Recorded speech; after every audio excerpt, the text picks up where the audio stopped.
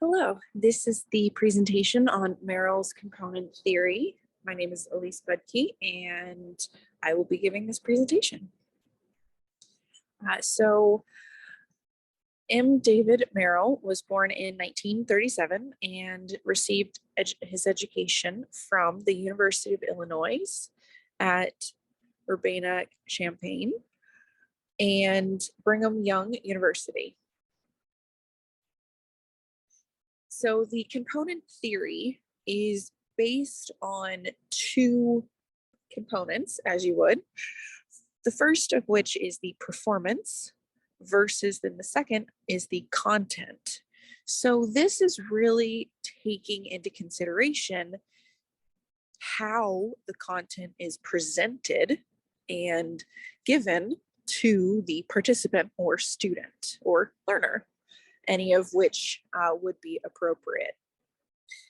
And so within that, we look at the instructional outcomes of primary and secondary performance aspects. So this could be anywhere from a conventional style lecture to an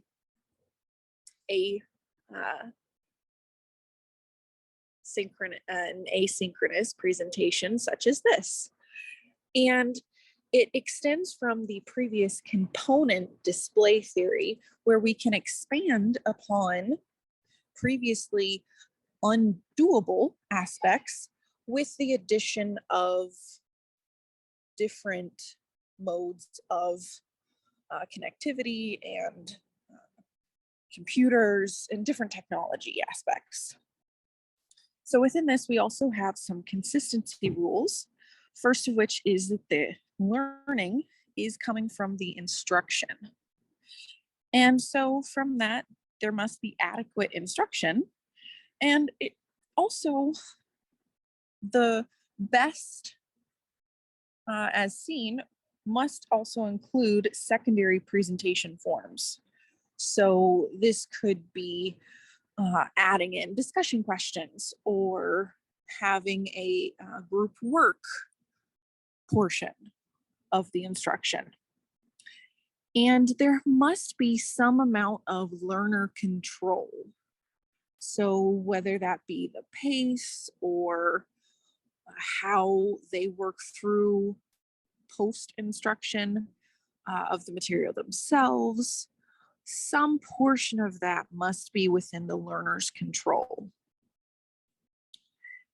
And so some of these different aspects can be to present text, right? And you would want to include some graphics just to make it visually interesting and more dynamic for the student.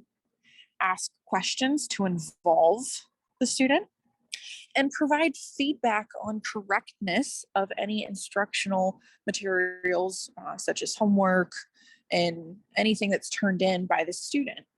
And if it's incorrect, then the instructor should provide some remedial material to assist the student in learning the kind of basics to help promote their ability to learn the actual material of the module. And then we repeat. And so almost any phenomenon can be simulated in this manner, and the student can be given control of the instructional options as long as there's differing material opportunities, and sometimes because of those differing material opportunities. And so the student should be able to explore, experiment, predict, and interact with the instructional materials. Maybe not all at once, but they should have the opportunity to go into some of, if not all of these different options.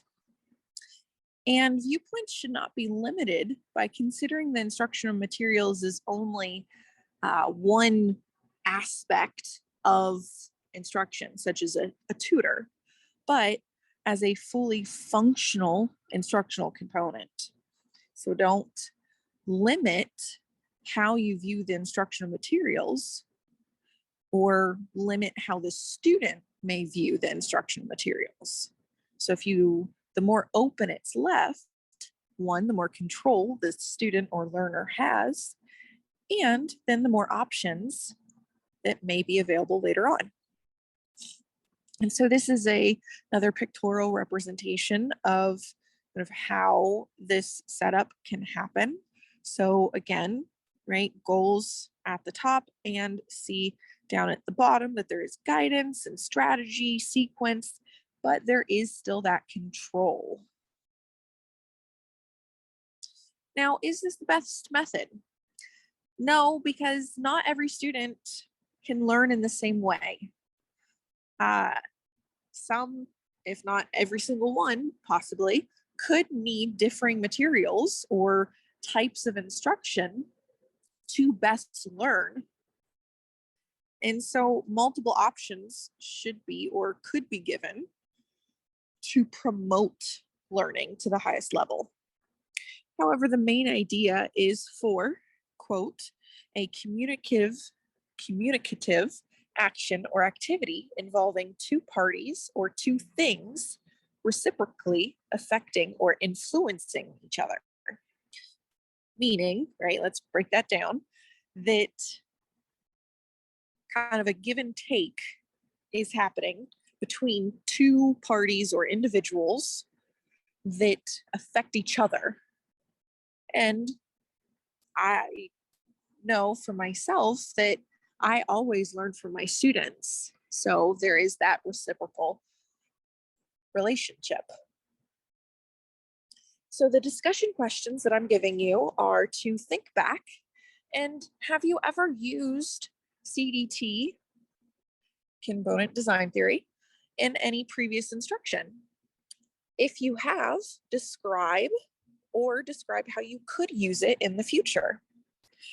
And then also, what is an issue that you could foresee from using this theory of instructional materials? And so focus that in on what and how you would be using it. Here are my references, and thank you very much.